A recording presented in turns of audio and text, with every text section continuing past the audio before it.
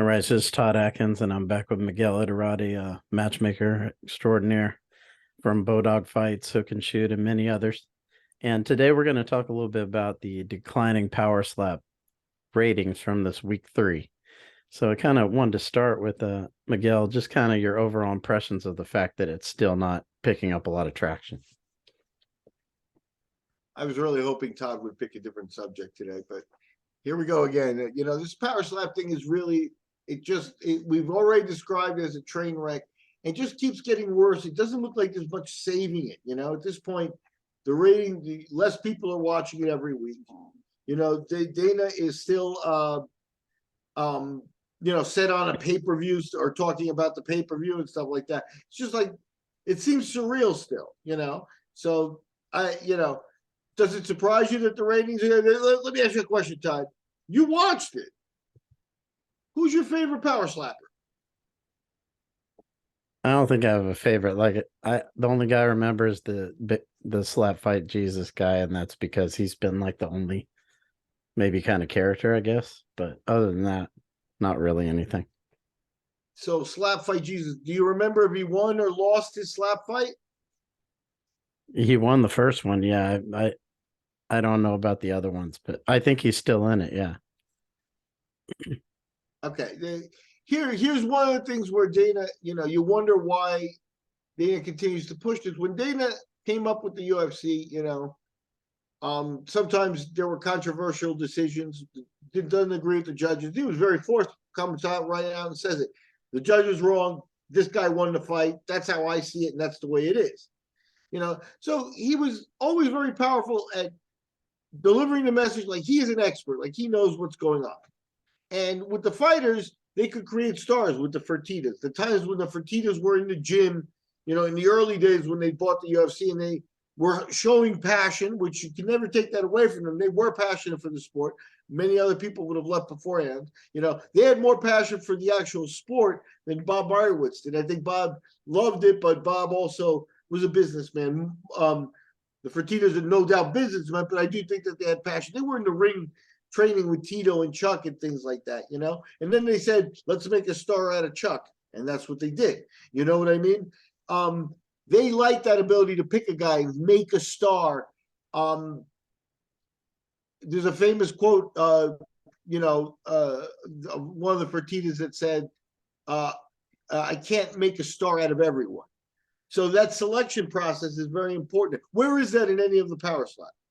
Because that's what would make them money. Is like, are you finding stars that are going to cross over and people are going to be like, wake up and it's, oh, the power slap guy's on Good Morning America. What? She'll probably doesn't even air anymore, but you know what I'm saying. It's like, are we going to be watching minute sound bites on YouTube of, power slapping people? I mean, that already happened with the Russian versions and the sort of where I guess that's where this stuff came from and stuff. It didn't just pop up. There were Eastern European versions and stuff. How Dana became enamored with that, I don't know. How can you watch a video of that? I don't know. Maybe it was in Eastern Europe and caught one live and the buzz, that doesn't even make sense. After watching literally thousands of fights live, some of the best, and feeling the ebb and flow of some of those UFC fights as up close as Dana has, I can see him being like an adrenaline junkie on that. And this power slap, he's going to tell me that this fills that void. It's like, yeah, I've seen so many UFC fights. It's not the same. Like I've heard that passion out of the bare knuckle people because it's much more raw. That's what it has. The bare knuckle is raw. And it makes sense for the people that want to go back to the basics and stuff. That doesn't apply to this. You see what I mean? There's nothing to this. Why does Dana have any eggs in this basket? Well, I mean, he did say he saw some on YouTube that got millions of views, and that kind of, was the beginning of him wanting to experiment with it. Like I said, there's a lot of videos on YouTube that got millions of views. And yeah, this may be tens of millions of views or hundreds of millions of views, but it is one of those things that it's not a sport. Like I'll tell you, you know,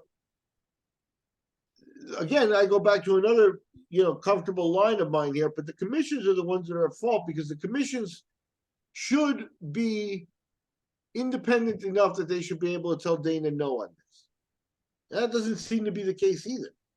They issued licenses for promotion and to the fighters and the fighters and everybody, and they cash little checks for everything. And they should have been able to tell them, why can't they tell Dana no? Somebody else needs to, investigate something like that.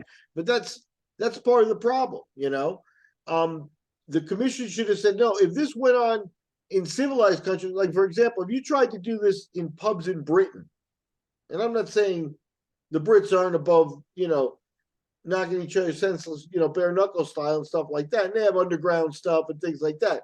But I'm saying out in the open, like a contest, like like a pie eating contest, but you put up a stand and you attract people, you'd be shut down immediately in any Western country.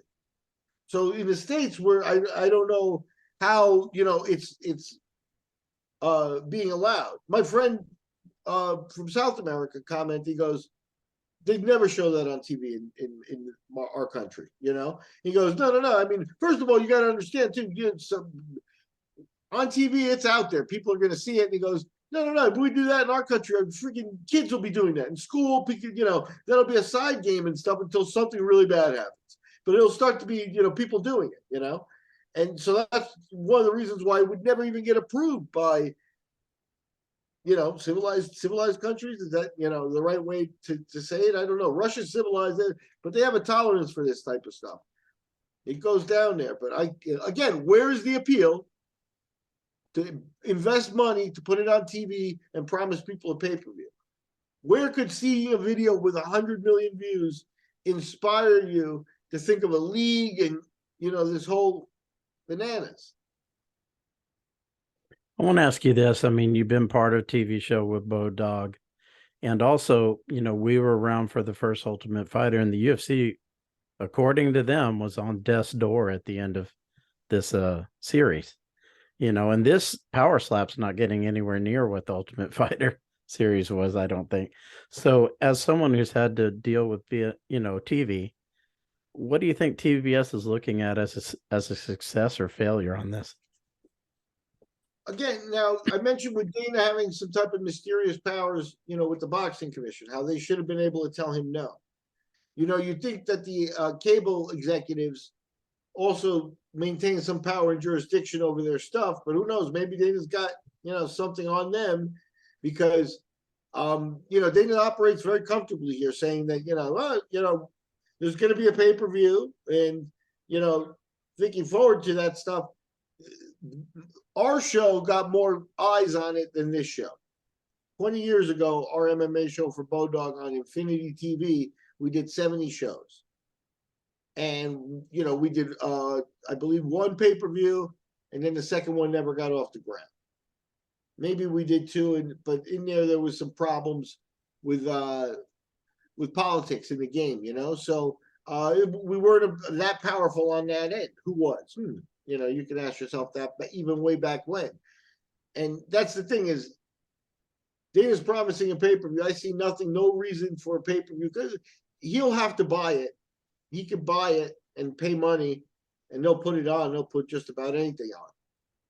But I can't see that the demand will make people want to sell this thing. How much are they planning to charge for this time? Have you seen? I have no idea.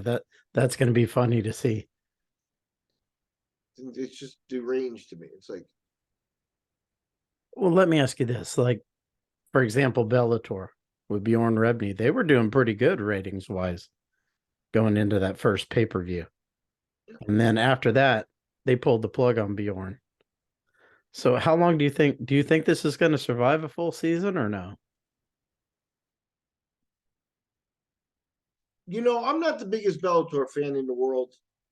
But comparing Bellator to slap fighting is really, disrespectful to Bellator. And I know that you didn't do it that way. Yeah. But, it's not the same thing. I like I said, I would compare this more towards, the strongman competition where the hefty guys pick up a stone ball and stuff like that, or, something like that, semi-athletic, I don't know what to call it. You know what I mean? But Log rolling. I've seen log rolling on ESPN. That sometimes is more compelling than this slap But I fighting mean, thing. how much do you think? I don't know how much Viacom had invested in Bellator. I don't know how much TBS has invested in this. I would assume it's less. But, you know, do you think there's no pressure on Power Slap as far as Dana's concerned with the TV show? I mean, there's no pressure ratings wise, or is there always pressure ratings wise? And like I said, you could buy spots. You could say, look, I want this on, and for that time slot, you could get high dollar amounts, and you could buy an hour and put your TV show on there. You know, um, and Dana does have enough money that he could probably do that.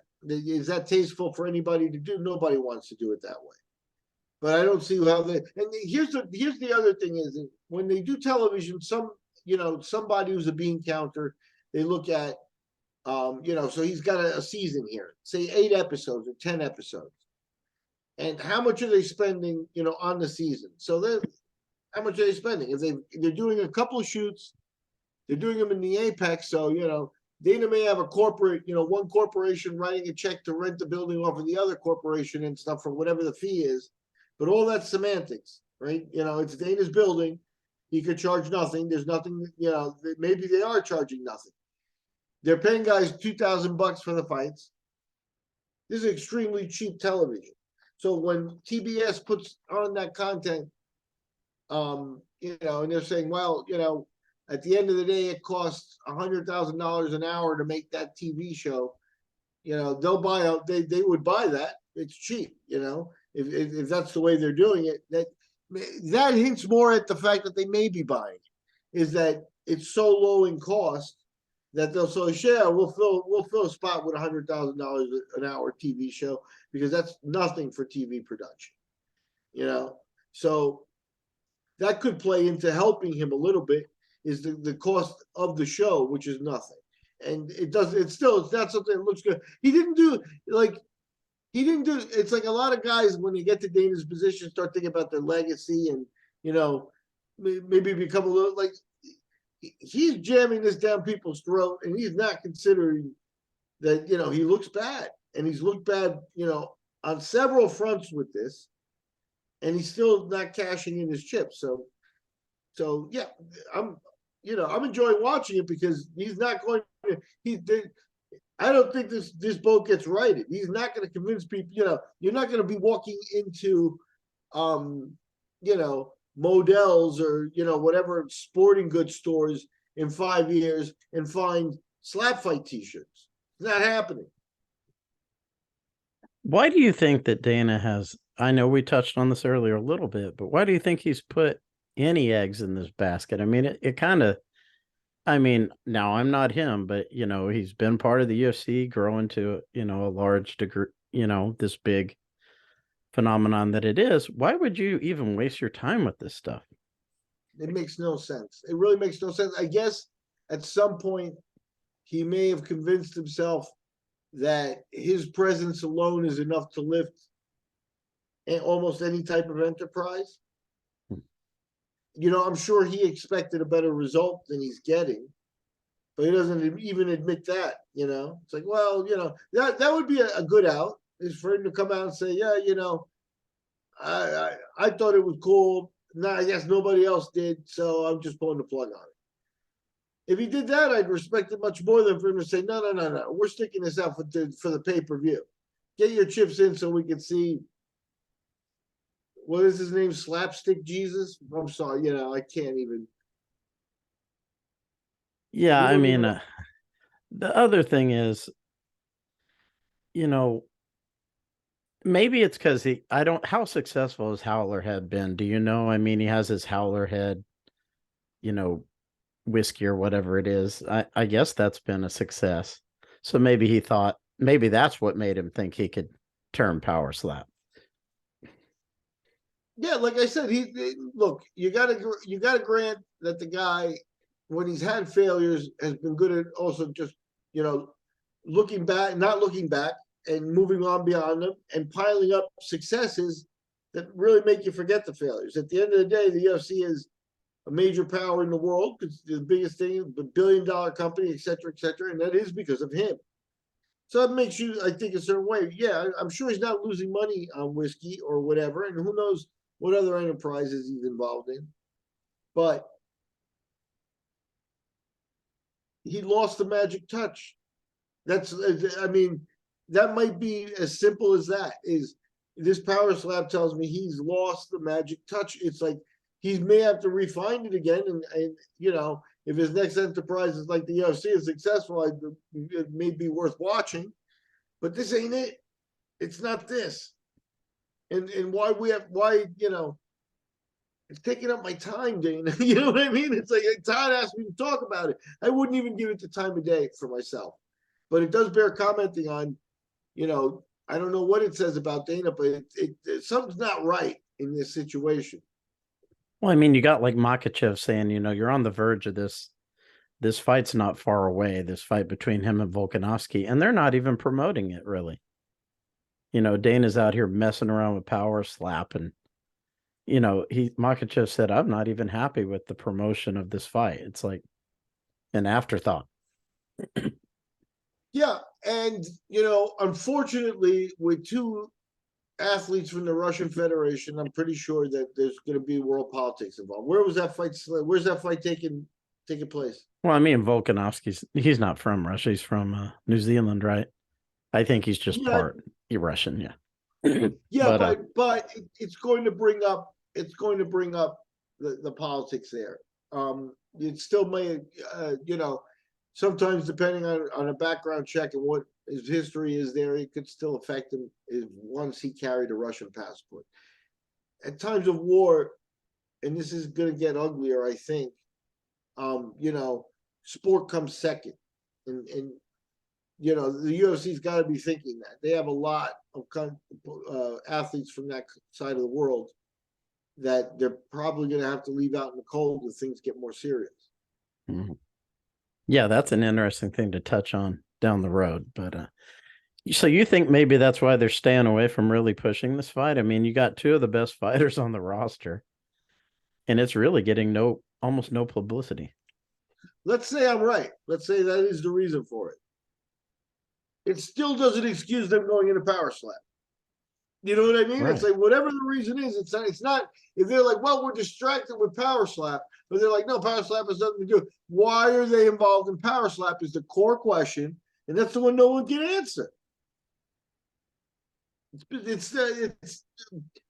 It gets me riled up that way because it's like literally, it's like everything about this says no, I don't want any part of this. I don't want to be involved. And he did it, and now he's adamant about it and doubling down over and over again. But I mean, if the ratings flop, like let's say they're still this low in a couple of weeks, maybe 2 or 3 more shows, that might be enough for them to say we're done. Don't you think? Or the network, maybe. Yeah, but look, there's a scenario there, and I don't know, you know, TBS, the cable networks, you know, will have some pay time. At least they used to. So Dana, let's say Dana hasn't paid to put it up. Let's say TBS has elected to, because if Dana's bought the time, then you know that could be like $100,000 for every time slot. So $800,000 to air the show. Now it's a little bit more expensive, but still, with the production value so low, it's still cheap television. You know, so who knows what the deal is there? But if the channel calls up and says, "Look, it's not getting enough eyes, and they've paid for it," and they're going to cut their losses, I don't know if they can say, "Look, here's that fee, and keep it on." So you know, those types of politics and things like that are ironed out in contracts at a higher level than mine, but very complicated contracts. But you know, I don't know. Dana's a smart cookie, and when Dana comes out in the press and says things like, "No, we're getting a pay-per-view," and the other interesting one of these was right after he slapped his wife.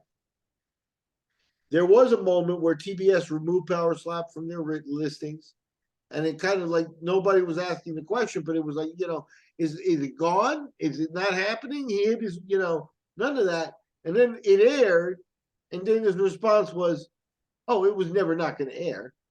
You know, so that leads me to believe he's got a contract that he may even be buying it. It's like, I paid for it, I'm getting it. And that's Hmm. a very likely scenario because, that's where his arrogance is strong to say that he's going to put a pay-per-view on, after it's been fading and he hasn't gotten any positive reviews. The And other thing is, I don't think you're going to have a Griffin Bonner moment at the end of this. like that's the part of the sport, the Hall of Fame part. Name a fighter. You name one, and it got his nickname. We don't even know. They failed to make a star. What is the Hall of Fame? I can see the first Hall of Fame induction ceremony announcing the next Hall of Fame inductee to slap fighting, and then crickets. Nothing. What do they got? And I'm not putting down the people participating in this because everybody, sometimes you see something and you think it might be an opportunity, and you got to go for things. I encourage people to go for things and try things. I don't think this is something I want my kid to do, but this belongs somewhere. It doesn't belong on TV. It doesn't belong regulated as a sport in the United States. All that's a debacle that happened. If it's done underground and you hear about it, maybe the police raid and stop it. I'm more okay with that scenario than for this to be regulated as a sport. It's just not a sport. Yeah, and I noticed that Forrest Griffin, he's one of the catchers of people that get knocked out. And I saw a clip of him. He looked very uncomfortable, like catching these people that were getting knocked out. Again, this is kind of like we've touched on a theory of mine too with the Paul brothers, and that is that in the modern times they think that they can create fighters, on the internet. They think that this is slap fighting. This is slapping. This is not slap fighting. This is just slapping. So, but they think that by tossing that word around, they do cheapen the blood, sweat, and tears, that paying of dues that Forrest knows he did. Here they're tossing the word fighting around very lightly, and I'm not surprised Forrest couldn't hide his disdain. Yeah. There were other fighters. I'm not going to name any here. Let the UFC find them because they hold grudges. But there were other fighters and very serious fighters with very serious questions, about this, and CTE, and again, and I think you mentioned Makachev. Like Makachev or hate Makachev, he is the lightweight champion of the world, and he is saying they're not promoting my fight like they're promoting the slap fighting. If that isn't yet another sign that the world is standing on its ear, and that this is confused, there's another one, And then they say Makachev doesn't get any eyes, he doesn't get any attraction. It's like this kid's sitting there and he's waiting for the promotion like they do McGregor, and they don't do it. So have we come up with one positive point for this? Not one.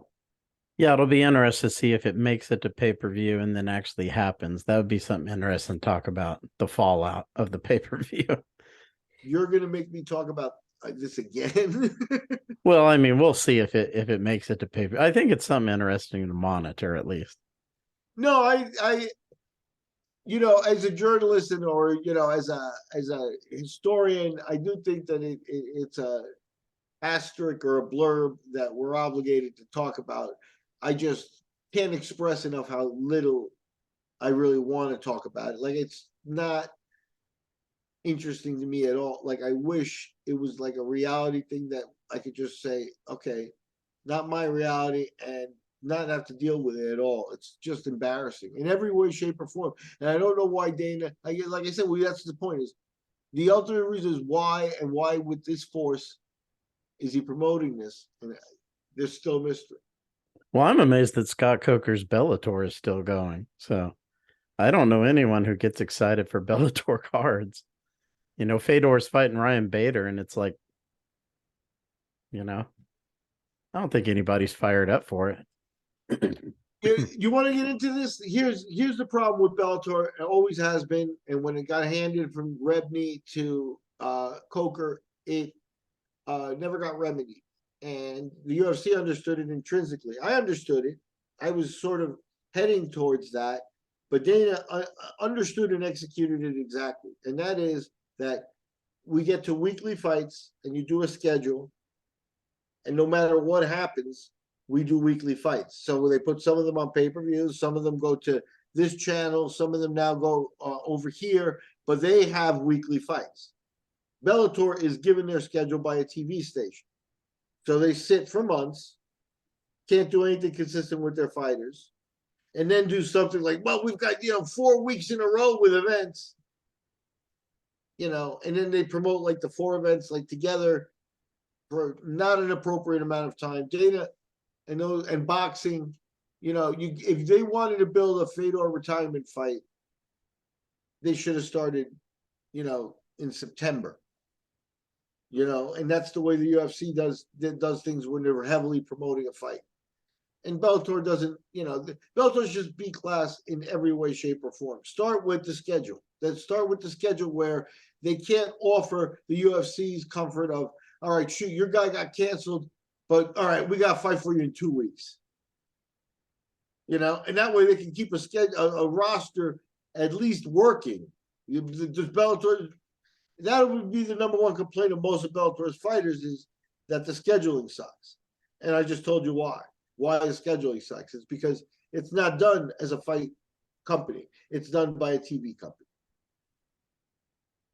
Yeah, we'll have to get into that another time. I mean, I know Bjorn Rebney had regular shows I think it was Thursday. And I liked that when they were doing that, and they just got away from it. But that's something I could go on a lot about, because I really liked Bellator when Bjorn Rebney was doing it. Yeah, the same thing can be said for one. When Bellator was there, as a person who was the generation before and was getting ready to hand off the baton, you kind of be, remember they took Alvarez right from me. So, we could use that as the symbolic handing over the baton. I wanted to see, let's see them do 20 shows. Because when they did 1, 2, and 3 in the tournament, and then this, it's like, do they have any legs? And they did under Rebney. They did. So you have to give them credit for that. But again, this is a delicate game. It was still small back then. It's a delicate game where your reputation is everything. And he, really took a lawyer's stand on something where, against a street kid like Alvarez who smelled it, he was made to look bad, and that was the end. Yeah. That's my thing. What killed him in my book. Yeah. Well, that's something good to end on. We're about to end this meeting, but as always, I appreciate you taking time to do this. Check out Miguel Iturrate next time, and till next time, everybody, this is Todd Atkins signing off. MMA Conspiracy Hour with Miguel Iturrate. Take care.